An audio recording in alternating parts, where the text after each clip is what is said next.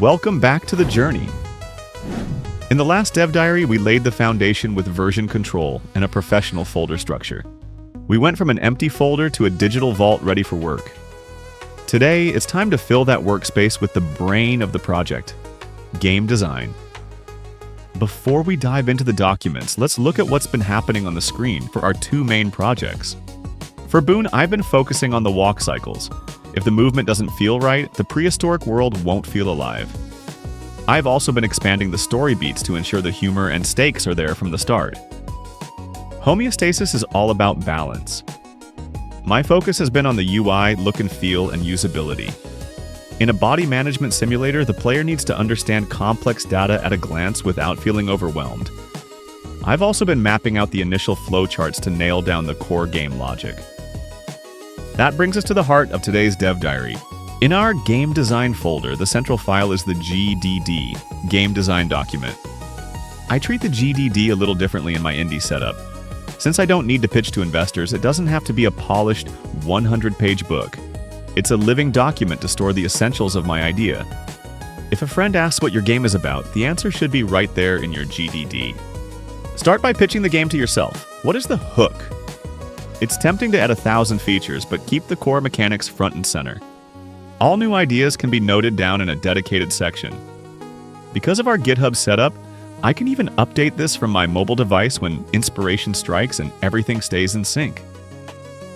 Designing an adventure game like Boon or Professor Crackbrain is a massive logic puzzle. If you aren't careful, players can end up in a logic loop where they can't progress. Puzzle dependency charts are essential to show which items or actions are required to unlock the next step. In Professor Crackbrain, the goal of Act 1 was to get onto the mansion property. I start with that goal and work backwards. If I have a cool puzzle idea, I model it and find the right place to plug it into the main flow. Scene-dependency charts is how I manage the flow of Boon. It helps me visualize which scenes are accessible and when. For those charts, I recommend the pencil tool. It's free and perfect for sketching these logic flows quickly. While adventure games are about narrative logic, management games like Homeostasis are about mathematical systems. You have to track drains, what the player loses, and chains, what the player produces. I use flowcharts to see how stats interconnect. For example, if the glucose in the brain goes down, the brain ATP drops, which directly affects neuroregulation.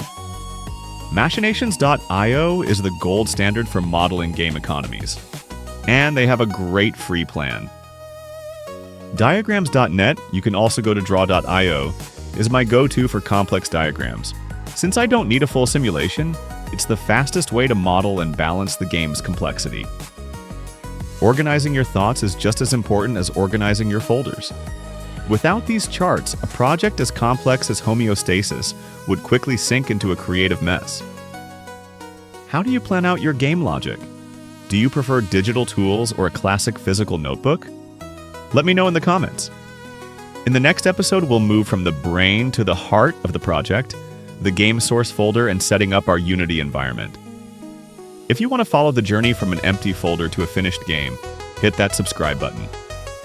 I'll see you in the next log. Stay creative.